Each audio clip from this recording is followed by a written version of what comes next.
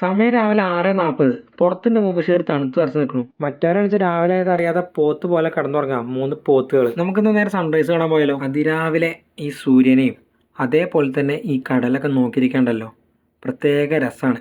അവർക്ക് ആ സമയത്ത് പ്രത്യേക ഒരു ഭംഗി തന്നെയാണ്. അതേപോലെ തന്നെ ഈ തിരമാലകളും, അധികം തിരമാലകളില്ലെങ്കിലും ഈ ചെറിയ തിരമാലകളും, അതേപോലെ തന്നെ ഈ കല്ലും മലയും എന്തൊരു രസമാണ്.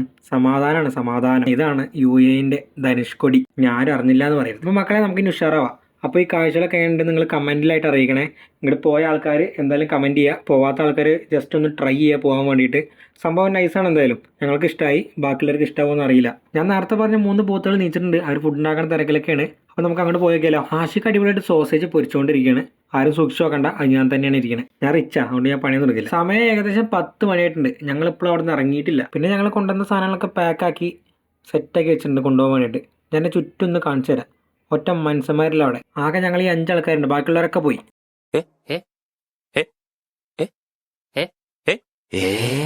കുട്ടികളൊരു കാര്യം. അങ്ങനെ ഞങ്ങളൊക്കെ കെട്ടിപ്പറക്കി ഇറങ്ങാൻ തുടങ്ങി. ഇറങ്ങുമ്പോൾ നമ്മൾ ശ്രദ്ധിച്ചിറങ്ങണം, അല്ലെങ്കിൽ സ്ലിപ്പായിട്ട് പെട്ടെന്ന് അടിക്കെത്താം. അപ്പോൾ നമ്മൾ അടുത്ത ഡെസ്റ്റിനേഷൻ കോർഫക്കാൻ ബീച്ചാണ്. 100-110 പോയില്ല, മെല്ലെ പോയി. ഇതാണ് മക്കളെ കോർഫക്കാൻ വാട്ടർഫാൾ.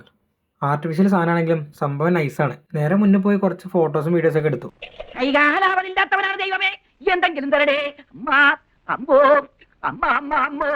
എല്ലാവരും പോത്ത് പോലെ വളർന്നിട്ടുണ്ടെങ്കിലും ആർക്കും 5 വയസ്സിലുള്ള ബുദ്ധിയില്ല.